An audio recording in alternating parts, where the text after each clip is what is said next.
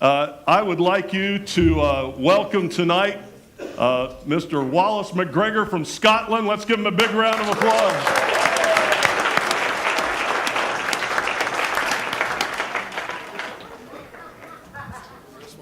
Yeah, I have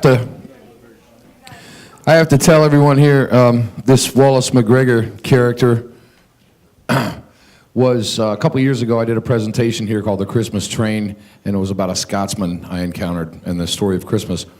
And Debbie was so taken by that. She invented an entire character and a story and a film and everything and about that Scottish accent. And she approached me and said, "Can you do this?" And I said, "You got all that from that one time?" And I said, "Yeah, well, Debbie always used to want me to use props and accents and wear costumes in church. And this year she said, 'Are you doing the Thanksgiving presentation?' And I said, 'No.' And she said, 'I wanted you to dress in a pilgrim suit and do an accent.' I said, Uncle Dave's doing it." She goes, "Do you think he'd do it?" I said, "I don't know."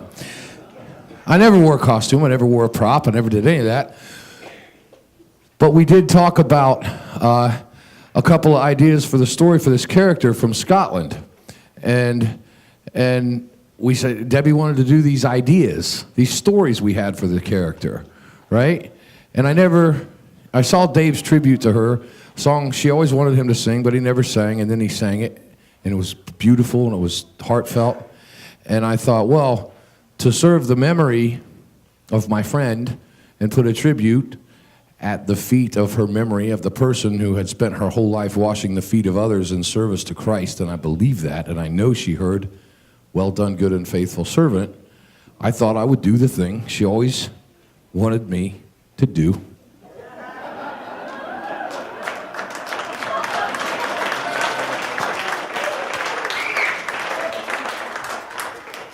And in the voice of Wallace McGregor, tell stories that we talked about filming. And I know I look awesome. So here's stories Wallace encountered. Wallace came to the United States because his sister passed away and they had a bunch of kids. So he connected to help out his brother-in-law, Eddie Spires, whose name is Kalian, who I don't like, but I go to America to help him with his kids.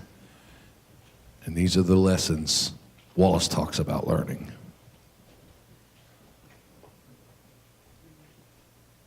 Around Christmas time when I was little, we learned about sacrifice. Because one day, my brother and I were outside playing. It was 2 days before Christmas. We found my grandfather's tobacco pouch. So we were outside, stuffing our mouths full, talking like our grandfather. We were having a wonderful time. Then I saw the curtains move upstairs as I turned around. The only one home was my father. Oh, well, I knew he'd seen us and I knew he heard the things we were saying. My grandfather was a pastor and very long-winded, so he had a lot to say when we were imitating him. But I heard my father come trampling down the steps. Boom, boom, boom. We almost wet ourselves. We spit the tobacco out. We tried to cover it with the snow, but it didn't work.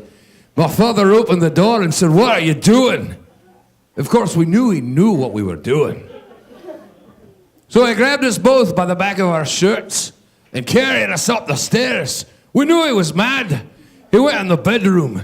He slammed the door behind him and said, "A price has got to be paid for what you've done. You're disrespectful. You're tobacco. You're mocking the pastor of our church, your grandfather. And there's always justice. God has justice to make balance in our lives. A price has got to be paid, and it's going to be paid now." Needless to say, we didn't move. I heard that belt unbuckle, and I heard it come out and hit every strap. Boom, boom, boom, boom, boom, boom, boom. And we looked at my father, and he looked at me and handed me the belt, and he got down by the bed and he pulled his shirt up and he said, "10 stripes, get at it." I looked at my brother. I said, "What?" He said, 10 stripes, right now a price has got to be paid.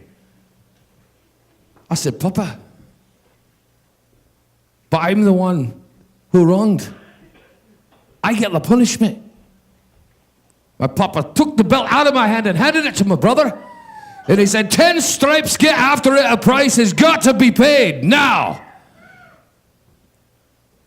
My brother said, Papa, what are you doing? And his eyes were welling up.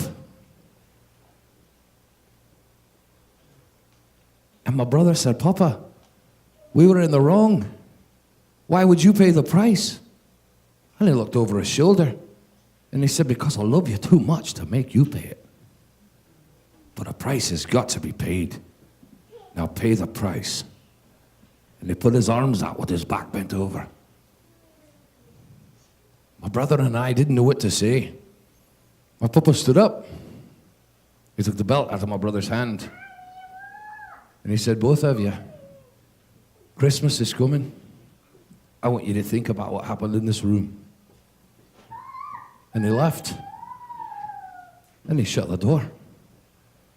Now we're grown men now, but had he not let us back out of the room, we'd still be there. Terrified. But we learned about sacrificial love. Agape love. And when I came to America to help Galen with his children, it resurfaced in the lessons we learned and passed on to our children. Galen's little daughter was in the hospital with a rare blood disease. The doctors couldn't help her. They didn't know what to do. But our brother had the same sickness before, and he had antibodies in his blood that had built up. And they said, there's one chance we've got. We could go to the little boy and see if he'll give blood to save his sister's life. It was worth a try. So we were all gathered in the hospital, and we went to the wee lad and said, fella, would you give your blood to save your sister's life? And he looked at the floor for a minute and he said, to save my sister, yes. So they took his blood.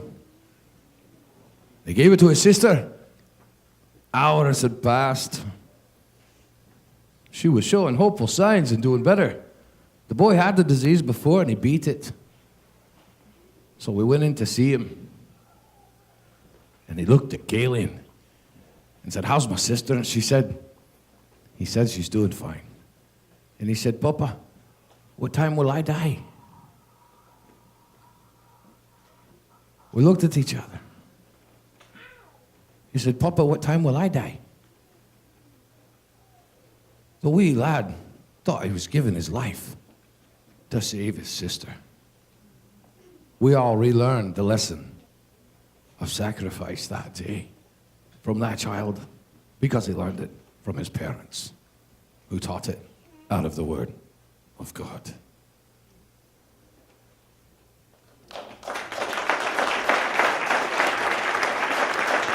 That's for Debbie.